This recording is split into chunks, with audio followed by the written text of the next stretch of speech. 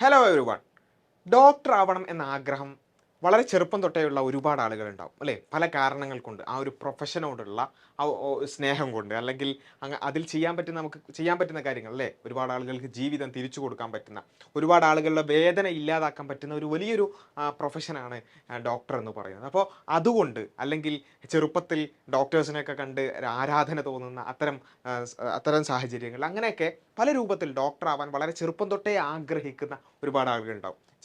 ചിലപ്പം വളരെ ചെറിയ പ്രായത്തിലെ അങ്ങനെ ഭയങ്കര ആഗ്രഹമുള്ള കുട്ടികൾക്കൊക്കെ നമ്മൾ ഡോക്ടർ സെറ്റൊക്കെ വാങ്ങിക്കൊടുക്കും അല്ലേ? എന്നിട്ട് ഒരു സ്റ്റെതസ്കോപ്പ് പോലെയുള്ള ഒരു കാര്യമൊക്കെ ചെവിയിലൊക്കെ കുത്തിങ്ങനെ നടക്കുക, കോട്ടിട്ട് നടക്കുക, ഇതൊക്കെ പല ആളുകൾക്കും പരിചയം ഉണ്ടാവും. അപ്പോൾ ഏതായാലും ഞാൻ പറയുന്നത്, വളരെ നേരത്തെ തന്നെ ഇത്തരം ഒരു ഗോൾ സെറ്റ് ചെയ്യാൻ സാധിക്കുക എന്ന് പറയുന്നത് വളരെ നല്ലൊരു കാര്യമാണ്. കാരണം എന്താ വെച്ചാൽ, നമുക്ക് എത്ര പെട്ടെന്ന് എത്രയും നേരത്തെ നമ്മൾ അതിനു വേണ്ടി ഒരുങ്ങുന്നോ അത്രയും എളുപ്പമായിരിക്കും നമുക്ക് അതിലേക്കുള്ളൊരു ജേണി എന്ന് പറയുന്നത്. പക്ഷേ ഇതിൽ ഒറ്റ കാര്യം ശ്രദ്ധിക്കേണ്ടുള്ളൂ, നമ്മൾ സെറ്റ് ചെയ്ത ഗോള് നമുക്ക് പറ്റുന്നതാണ് എന്ന് ആദ്യം ഉറപ്പുവരുത്തണം. അപ്പോൾ നിങ്ങൾ ജസ്റ്റ് നോക്കുകയാണെന്നുണ്ടെങ്കിൽ, ഡോക്ടേഴ്സിൻ്റെ പ്രൊഫഷൻ എടുത്ത് നോക്കുകയാണെങ്കിൽ, അത് പിന്നെ വളരെ കൂളായി, അല്ലെങ്കിൽ ഇത്ര സമയം മാത്രം ജോലി ചെയ്യാൻ പറ്റുന്ന അങ്ങനെയുള്ള ഒരു ഒരു ഒരു പ്രൊഫഷൻ അല്ല അത്. നമ്മൾ ഏത് സമയത്ത് വേണമെങ്കിലും നമ്മൾ ട്രീറ്റ്മെൻറ്റ് ചെയ്യാൻ റെഡി ആയിരിക്കണം. ഒരുപാട് പ്രയാസങ്ങൾ ഉണ്ടാകും. അങ്ങനെയൊക്കെയുള്ള ഒരു ലൈഫ് സ്റ്റൈലൊക്കെ ഒരു കംപ്ലീറ്റ്ലി ഡിഫറെൻ്റ് ആയിരിക്കും. അങ്ങനെയൊക്കെയുള്ള ഒരു ലൈഫ് സ്റ്റൈൽ ഓക്കെയാണ് നിങ്ങൾക്കെങ്കിൽ മാത്രമേ എന്ത് ചെയ്യാൻ പറ്റുള്ളൂ, നിങ്ങൾ ഈ ഒരു പ്രൊഫഷന് വേണ്ടി ആഗ്രഹിക്കാൻ പാടുള്ളൂ. അങ്ങനെ ഒരു ഗോൾ നിങ്ങൾ സെറ്റ് ചെയ്യാൻ പാടുള്ളൂ.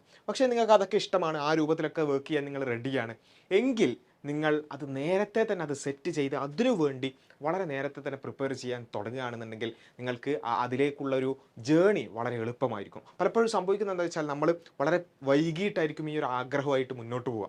എന്നിട്ട് വളരെ കുറച്ച് സമയം ഉണ്ടാവുള്ളൂ. ആ സമയത്ത് സ്ട്രഗിൾ ചെയ്ത് പ്രയാസപ്പെട്ട് ആകെ ഇടങ്ങേറായി അവസാനം ചിലപ്പോൾ അതിലേക്ക് എത്തിപ്പെടാൻ പറ്റൂല, വലിയ പൈസ ചിലവാകും, അങ്ങനെയൊക്കെ ഉണ്ടാവാറുണ്ട്. അതുകൊണ്ട് നിങ്ങൾക്ക് അത്തരത്തിലൊരു ആഗ്രഹമുണ്ട് എന്നുണ്ടെങ്കിൽ, നിങ്ങൾ ആദ്യം അത് നിങ്ങൾക്ക് പറ്റിയതാണ് എന്ന് ഉറപ്പ് വരുത്തി കഴിഞ്ഞാൽ അതിനു വേണ്ട ശ്രമങ്ങൾ നിങ്ങൾ തുടങ്ങണം. അപ്പോൾ അതുകൊണ്ടാണ് ഞാൻ സംസാരിക്കുന്നത് ഒരു +1ലോ +2ലോ പഠിക്കുന്ന വിദ്യാർത്ഥികളോടല്ല, മറിച്ച് ഒരു ഹൈസ്കൂൾ പ്രായം തൊട്ടേ ഇതിനു വേണ്ടി, അല്ലെങ്കിൽ അതിനും താഴെയുള്ള കുട്ടികൾ കേൾക്കുന്നുണ്ടെങ്കിൽ, ഡോക്ടർ ആവാൻ നിങ്ങൾക്ക് അങ്ങേയറ്റം ആഗ്രഹമുണ്ടെങ്കിൽ നിങ്ങളിത് മുഴുവനായും കേൾക്കണം. നിങ്ങളുടെ ഫ്രണ്ട്സിൽ ആർക്കെങ്കിലും അത്രയും സ്ട്രോങ് ആയി ഡോക്ടർ ആവാൻ ആഗ്രഹിക്കുന്ന ആളുകൾ ഉണ്ടെന്നുണ്ടെങ്കിൽ നിങ്ങളിത് മുഴുവനായും കേൾക്കണം. അപ്പോൾ ഞാൻ പറഞ്ഞു വരുന്നത് എന്താണെന്ന് ചോദിച്ചാൽ, എങ്ങനെയാണ് നമുക്ക് അവിടേക്ക് എത്തിപ്പെടുക? നിങ്ങളുടെ ഒരു ജേർണി, അല്ലെങ്കിൽ ഒരു ഗോൾ അവിടെ സെറ്റ് ചെയ്തിട്ടുണ്ട്, ഡോക്ടർ ആവുക എന്ന് പറയുന്നത്. നിങ്ങളുടെ പേരിൻ്റെ മുന്നിൽ DR എന്ന് എഴുതിയിട്ട് ഒരു കുത്തിട്ട് നോക്കിയേ, വളരെ രസമുണ്ടാവും അല്ലേ? നിങ്ങൾക്ക് അങ്ങനെ ഒരു ആഗ്രഹം ഉണ്ടെങ്കിൽ നിങ്ങൾക്ക് ഭയങ്കര രസമായിരിക്കും അതങ്ങനെ എഴുതാൻ. അപ്പോൾ നിങ്ങൾ ഇപ്പം തന്നെ അത് എഴുതി വെക്കുക.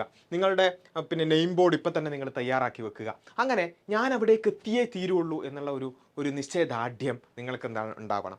അത് കഴിഞ്ഞതിന് ശേഷം അതിനുവേണ്ടി എന്തൊക്കെ ചെയ്യണം എന്ന കാര്യത്തിൽ നമുക്കൊരു ക്ലിയർ കട്ട് ആയിട്ടുള്ള ഒരു വിഷൻ നമുക്ക് വേണം. എന്താണ് നമുക്ക് ചെയ്യാൻ സാധിക്കുന്നത്, എന്താണ് നമ്മൾ ചെയ്യേണ്ടത് എന്നുള്ള കാര്യത്തിൽ ഒരു കാഴ്ചപ്പാട് നമുക്ക് വേണം. അപ്പോൾ അതിനെക്കുറിച്ചാണ് നമ്മൾ ഇന്ന് സംസാരിക്കുന്നത്. നിങ്ങളുടെ ഡോക്ടർ ആവാൻ ആഗ്രഹിക്കുന്ന, അത്രയും ആഗ്രഹമുള്ള ഫ്രണ്ട്സിനൊക്കെ ഈ ഒരു വീഡിയോ ഷെയർ ചെയ്യണമെന്ന് കൂടി ഓർമ്മപ്പെടുത്തുകയാണ്.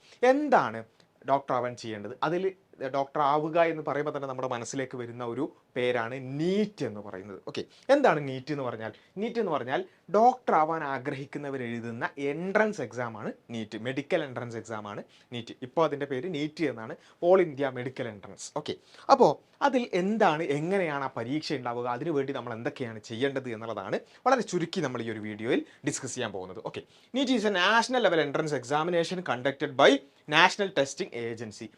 NTA കണ്ടക്ട് ചെയ്യുന്ന ഒരു എക്സാമാണ്, നാഷൻ വൈഡ്, അതായത് ഇന്ത്യ മൊത്തമുള്ള.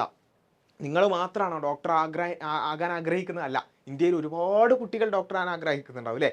അവരെല്ലാവരും എഴുതുന്ന, അപ്പോൾ ഇന്ത്യയിൽ എത്ര കോടിക്കണക്കിന് മനുഷ്യന്മാരുണ്ട്, അപ്പോൾ അതിൽ ഡോക്ടർ ആവാൻ ആഗ്രഹിക്കുന്ന ലക്ഷക്കണക്കിന് കുട്ടികൾ എഴുതുന്ന അത്രയും കോമ്പറ്റീറ്റീവ് ആയിട്ടുള്ള ഒരു എക്സാമാണ് നീറ്റ് എന്ന് പറയുന്നത്. മെഡിക്കൽ, അതുപോലെ തന്നെ ഡെൻ്റൽ കോഴ്സസ്, അതിനുവേണ്ടി എഴുതുന്ന ഒരു എക്സാമാണ് നീറ്റ് എന്ന് പറയുന്നത്. ഓക്കെ, അപ്പോൾ അതിൽ ഒന്നാമതായി നമ്മൾ നോക്കേണ്ടത് എലിജിബിലിറ്റി ക്രൈറ്റീരിയ. നിങ്ങൾക്ക് എപ്പോഴാണ് ഈ എക്സാം എഴുതാൻ പറ്റുക, എന്തൊക്കെയാണ് അതിന് വേണ്ടത് നമുക്ക് നോക്കാം അല്ലേ? സ്റ്റുഡൻസ് മസ്റ്റ് ഹാവ് കംപ്ലീറ്റഡ് 10+2, അതായത് +2 കഴിഞ്ഞിരിക്കണം, അതായത് 12ാം ക്ലാസ് വരെ പഠിച്ചിരിക്കണം, അത് കംപ്ലീറ്റ് ചെയ്തിരിക്കണം. Or N equivalent examination with physics, chemistry and biology അല്ലെങ്കിൽ ബയോടെക്നോളജി. ഫിസിക്സും കെമിസ്ട്രി വേണം, പിന്നെ ബയോളജി അല്ലെങ്കിൽ ബയോടെക്നോളജി ഉള്ള ആ സ്ട്രീം തന്നെ സെലക്ട് ചെയ്തുകൊണ്ട് നിങ്ങൾ എന്ത് ചെയ്യണം, സയൻസ് സ്ട്രീം തന്നെ സെലക്ട് ചെയ്ത് നിങ്ങൾ പഠിച്ചിരിക്കണം. Minimum age limit is 17 years. +2 കഴിയണം, ഫിസിക്സ്, കെമിസ്ട്രി, ബയോളജി അല്ലെങ്കിൽ ബയോടെക്നോളജി ആയിരിക്കണം. അതേപോലെ 17 വയസ്സായിരിക്കണം. ഇത്രയും ഉണ്ടെങ്കിൽ നിങ്ങൾക്ക് എന്ത് ചെയ്യാൻ പറ്റും? ഈ നീറ്റ് എൻട്രൻസ് എക്സാം എഴുതാൻ സാധിക്കും. എങ്ങനെയാണ് ഈ എൻട്രൻസ് എക്സാം, അതിൻ്റെ സ്ട്രക്ചർ എങ്ങനെയാണെന്ന് നമുക്ക് നോക്കാം. Okay, NEET consist of a single paper, ഒറ്റ പേപ്പർ മാത്രമായിരിക്കും, with 180 multiple choice questions. 180 MCQs ആണ് ഉണ്ടാവുക, മൾട്ടിപ്പിൾ ചോയ്സ് ക്വസ്റ്റ്യൻസ് ഉണ്ടാവുക. എന്താ മൾട്ടിപ്പിൾ ചോയ്സ് ക്വസ്റ്റ്യൻസ് അറിയാലോ? ഒരു ക്വസ്റ്റ്യൻ ഉണ്ടാവും, 4 ഓപ്ഷൻസ് അതിനുണ്ടാവും, ABCD എന്ന് പറഞ്ഞിട്ട്. അതിലേതെങ്കിലും ഒന്നായിരിക്കും ശരി. അത് നമ്മൾ എന്ത് ചെയ്യണം? മാർക്ക് ചെയ്യണം. ആ രൂപത്തിലുള്ള 180 ക്വസ്റ്റ്യൻസ് ആണ് ഉണ്ടാവുക. Subjects covered are physics, chemistry and biology. Biology എന്ന് വെച്ചാൽ ബോട്ടണി ആൻഡ് സുവോളജി. അപ്പോൾ ഫിസിക്സ്, കെമിസ്ട്രി, ബയോളജി, അതിൽ ഫിസിക്സിലും കെമിസ്ട്രിയിലും എത്ര ഉണ്ടാവും? 45 ക്വസ്റ്റ്യൻസ്. ബോട്ടണി പ്ലസ് സുവോളജിയിൽ എത്ര ഉണ്ടാവും? 90 ക്വസ്റ്റ്യൻസ്. അതായത് ബയോളജിയിൽ 90 ക്വസ്റ്റ്യൻസും ഫിസിക്സിലും കെമിസ്ട്രിയിലും പിന്നെ എത്ര ഉണ്ടാവും? 45 ക്വസ്റ്റ്യൻസുമാണ് ഉണ്ടാവുക. അപ്പോൾ ഒറ്റ പേപ്പറാണ്. നമ്മൾ ഇപ്പോൾ എഴുതുന്ന എക്സാം എങ്ങനെയാണ്? ഫിസിക്സ് ഒരു ദിവസം എക്സാം, കെമിസ്ട്രി ഒരു ദിവസം എക്സാം, ബയോളജി ഒരു ദിവസം എക്സാം, അതുപോലെ തന്നെ നമ്മുടെ ബാക്കി സബ്ജക്ട്സ് ഒക്കെ ഓരോ ദിവസം ഓരോ എക്സാം, അങ്ങനെയാണ് അല്ലേ? പക്ഷേ നീറ്റിനെ സംബന്ധിച്ചിടത്തോളം ഇതെല്ലാം ഒറ്റ എക്സാമാണ്. അപ്പോൾ നമ്മൾ ഒറ്റ എക്സാമിന് ഇതെല്ലാം പഠിച്ചു പോകണം. നമ്മൾ എക്സാമിൻ്റെ തലേന്ന് പഠിക്കില്ല. അപ്പോൾ എല്ലാ സബ്ജക്റ്റും നമ്മൾ ഒറ്റ എക്സാമിന് പഠിച്ചിട്ട് വേണം പോകാൻ. അതാണ് അതിൻ്റെ ഒരു വ്യത്യാസം. The total marks for the exam ആ 720 മാർക്സിലാണ് എക്സാം എന്ന് പറയുന്നത്. The NEET exam is conducted over a duration of 3 hours. 3 മണിക്കൂറിലാണ് നിങ്ങൾ എന്ത് ചെയ്യേണ്ടത്? 180 ക്വസ്റ്റ്യൻസ് എഴുതേണ്ടത്. 3 മണിക്കൂർ എന്ന് പറഞ്ഞാൽ 180 മിനിറ്റ്സ് ഉണ്ടാവും. അപ്പോൾ ഒരു ക്വസ്റ്റ്യന് 1 മിനിറ്റ് എന്നുള്ള നിലക്കാണ് ആവറേജ് നമുക്ക് എന്ത് ചെയ്യുക?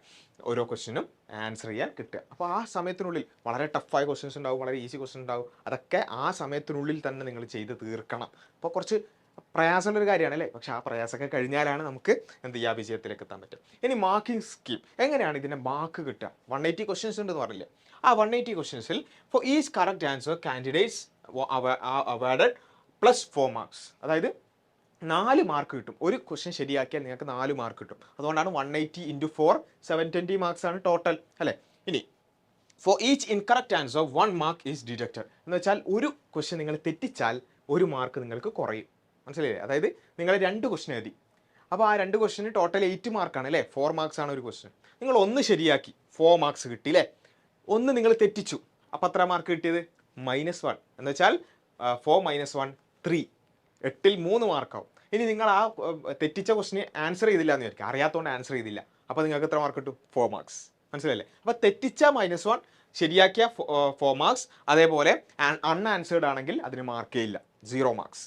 ഇങ്ങനെയാണ് ഈ ഒരു മാർക്കിംഗ് സ്കീം എന്ന് പറയുന്നത്. അപ്പോൾ തെറ്റിക്കാതിരിക്കുക എന്നുള്ളത് ഭയങ്കര ഇമ്പോർട്ടൻ്റ് ആണ്. കാരണം നമ്മൾ ഈ പറയുന്നത് 1 മാർക്ക് എന്നൊക്കെ പറഞ്ഞാൽ സിമ്പിളല്ല. ചിലപ്പോൾ നമ്മുടെ റാങ്ക് 1 മാർക്കിന് 1000 2000 ഒക്കെ ആയിരിക്കും വ്യത്യാസം വരിക. മനസ്സിലല്ലേ? ഒരു ചെറിയൊരു മാർക്കായിരിക്കും നമുക്ക് ഡോക്ടർ ആവാൻ പറ്റുമോ ഇല്ല എന്നൊക്കെ തീരുമാനിക്കുക. അത്രയും കോമ്പറ്റീറ്റീവാണ് ഈ എക്സാം എന്ന് പറയുന്നത്. ഓക്കെ, ഇനി പ്രിപ്പറേഷൻ സ്ട്രാറ്റജീസ് എന്തൊക്കെയാണ് നിങ്ങൾ പ്രിപ്പറേഷനിൽ ചെയ്യേണ്ടത് എന്നുള്ളതാണ്. Emphasize the importance of systematic and consistent study schedule. ഒരു സിസ്റ്റമാറ്റിക് ആൻഡ് കൺസിസ്റ്റൻ്റ് ആയിട്ടുള്ള ഒരു സ്റ്റഡി ഷെഡ്യൂൾ നിങ്ങൾ ഉണ്ടാക്കുക എന്നുള്ളത്. നിങ്ങൾ എപ്പോഴാണെങ്കിലും, നിങ്ങൾ ഹൈസ്കൂളിലാണെങ്കിലും അതിനു മുന്നേയുള്ള കുട്ടികളാണെങ്കിലും ഒക്കെ നിങ്ങൾ വളരെ സിസ്റ്റമാറ്റിക്കായി അതിനുവേണ്ടി നിങ്ങൾ ചില പ്രിപ്പറേഷൻ സ്ട്രാറ്റജികൾ മുന്നോട്ട് വെക്കുക എന്നുള്ളതാണ്. പിന്നെ അതേപോലെ തന്നെ NCERT സിലബസ്, NCERT ബുക്സ് എന്ന് പറയുന്നത് വളരെ ഇമ്പോർട്ടൻ്റ് ആണ്. NCERT ടെക്സ്റ്റ് ബുക്കുകളെ ബേസ് ചെയ്തുകൊണ്ട്, പ്രത്യേകിച്ചും CBSE സിലബസ് എന്നൊക്കെ നമ്മൾ പറയുന്ന അതാണ് യഥാർത്ഥത്തിൽ ഈ പറയുന്ന നീറ്റ് എക്സാമിൻ്റെ സിലബസ് എന്ന് പറയുന്നത്. +1 +2 NCERT ആണ്. അപ്പോൾ അതിൻ്റെ താഴെയുള്ള ക്ലാസ്സുകളിലുള്ള NCERTൻ്റെ തുടർച്ചയാണ് ശരിക്കും പറഞ്ഞാൽ +1 +2 NCERT എന്ന്. അപ്പോൾ നിങ്ങൾ ഹൈസ്കൂളിലാണെങ്കിലും UPയിലാണെങ്കിലൊക്കെ നിങ്ങളിപ്പോൾ പഠിക്കുന്ന NCERT ടെക്സ്റ്റ് ബുക്ക് വളരെ ക്ലിയറായി അത് നന്നായി പഠിച്ചാൽ തന്നെ നിങ്ങൾക്ക് എന്ത് ചെയ്യും? +1 +2 എക്സാംസ് ഈസി ആവും. അതല്ലെങ്കിൽ നിങ്ങൾ വേറെ സിലബസുകളാണെങ്കിൽ, ഇപ്പോൾ സ്റ്റേറ്റ് സിലബസോ മറ്റ് സിലബസുകളൊക്കെ ആണെങ്കിൽ നിങ്ങൾ എന്ത് ചെയ്യുക?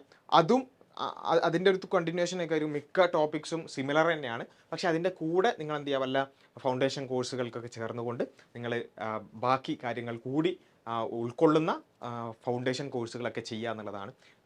ഇപ്പോൾ CBSE സ്റ്റുഡൻസ് ആണെങ്കിലും അത് ജസ്റ്റ് സ്കൂളിൽ പഠിക്കുന്നതിനപ്പുറത്തേക്ക് ഈ മൾട്ടിപ്പിൾ ചോയ്സ് ഓറിയൻറ്റഡ് ആയി ഈ രൂപത്തിൽ പഠിപ്പിക്കുന്ന ഫൗണ്ടേഷൻ കോഴ്സുകൾ നിങ്ങൾ ചെയ്യുകയാണെന്നുണ്ടെങ്കിൽ that will be way better. Okay, practice solving previous year question papers and mock test understand the exam pattern.